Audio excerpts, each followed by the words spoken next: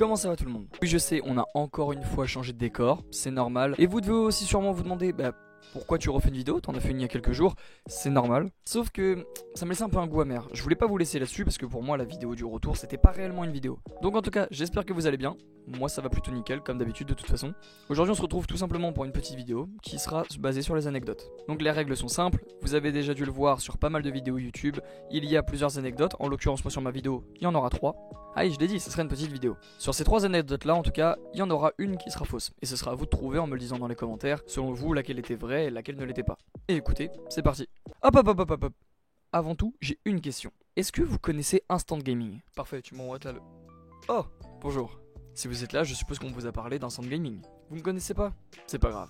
Instant Gaming est une plateforme qui vous permet tout simplement d'acheter des jeux vidéo moins chers, que ce soit pour PC, Xbox ou PlayStation, et maintenant Nintendo Switch, mais ça vous permet également de souscrire à des cartes. En gros, vous avez accès également à tout le catalogue de cartes PlayStation, Xbox, pour éviter de dépenser en mettant votre carte directement sur la console. Et vous verrez, c'est en lien avec une des anecdotes de notre youtubeur. Si vous souhaitez faire comme lui et éviter de se faire voler de l'argent, passez par Instant Gaming via le lien en description. Sur ce, merci de m'avoir écouté et je vous repasse votre youtubeur. Et écoutez, on est parti pour la première anecdote.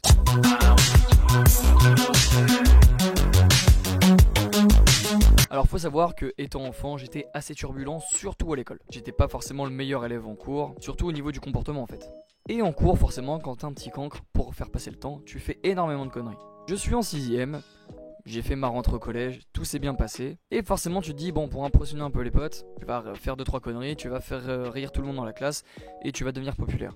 La popularité c'est le saint graal pour tous les collégiens. Et je le voulais moi ce saint graal, je voulais ce trophée. On arrive en cours, c'était en cours de technologie, donc on avait vraiment une salle techno avec tout ce qu'il fallait pour faire des conneries, forcément pour des jeunes. Et il y avait les pistolets à colle. Avec les gars, on arrive en classe, on s'installe, c'était par table de 4, et forcément j'étais avec mes potes. Et ils me disent, tu sais quoi, t'es même pas capable de coller le cul de la prof sur la chaise. Moi je suis pas capable. Forcément vous connaissez la suite, j'ai pris un tube de colle que j'ai enfoncé dans le pistolet, je l'ai bien fait chauffer pendant que la prof faisait l'appel, elle le faisait toujours debout en passant par les rangs des gens qu'elle appelait, et je lui ai complètement vidé un tube de colle sur la chaise. Malheureusement elle n'a pas regardé, elle s'est assise et ça a collé. Maintenant, la sanction. Autant vous dire que le soir, je suis rentré en courant à côté de la voiture, que j'ai dormi sur du gravier pendant 4 semaines.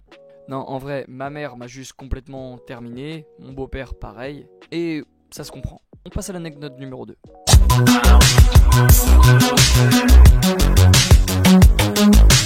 Cette seconde anecdote se déroule aussi sur ma période collège, plutôt début collège aussi, étant donné que niveau maturité, je crois qu'à cette période-là, j'étais au minimal. Genre même l'homme de Cro-Magnon, il était plus intelligent que moi à ce moment-là. J'étais un petit gros, par exemple si vous souhaitez une photo, voilà, vous moquez pas, c'est tout.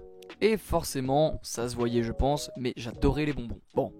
J'étais un enfant, y a pas de mal à ça. Me direz-vous, mais que nenni!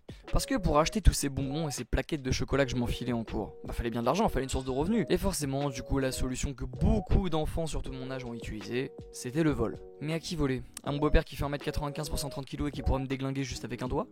Ou voler à ma chère et tendre mère qui a toujours une confiance absolue en son fils? Mais la maman, mais direct! J'ai commencé à voler une petite pièce par-ci, une petite pièce par-là, et tout bénef. Elle le verra pas si c'est une petite pièce d'1€. Sauf que forcément, il y a eu un problème. J'étais ultra méga con. J'ai continué à voler de l'argent comme ça à ma mère pendant toute ma première année de collège, et je vivais la putain de belle vie. Et arrivé un moment, ma mère a commencé à se douter de quelque chose, donc elle a commencé à plus surveiller son portefeuille, mais ce qui lui a donné le déclic, ça a été sa pièce porte-bonheur. Oh là là, quelle erreur que j'ai faite. Je vous explique.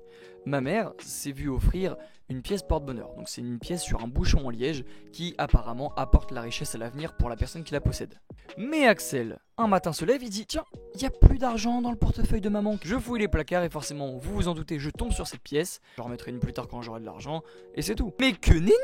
Je rentre le soir avec ma petite pièce, je rentre. Et là, je vois ma mère qui m'attend devant la porte. Je savais que c'était fini pour moi. Je vais voir ma mère, je lui fais coucou maman, ça va? Elle me répond pas. Je fais t'as passé une bonne journée? Ça va? Elle me répond toujours pas. Et là, elle me montre le bouchon en liège et elle me dit Axel, t'es mort. Les mots, je les ai entendus comme un appel de l'au-delà.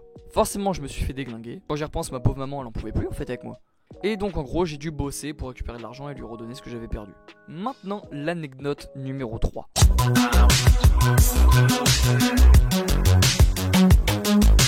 L'anecdote numéro 3, et vous allez voir celle-là, elle est sympa. J'ai commencé à grandir, j'ai commencé à faire mes premières vidéos sur YouTube, un extrait. Comment ça va? Donc on se retrouve pour une petite vidéo, Dax76 Bobo. C'est bon, vous en verrez plus jamais de votre vie des extraits comme ça, d'accord? Enfin bref, en grandissant, j'ai connu l'arrivée de Fortnite Battle Royale. Le petit problème, c'est qu'Axel n'avait toujours pas d'argent, mais j'avais une solution.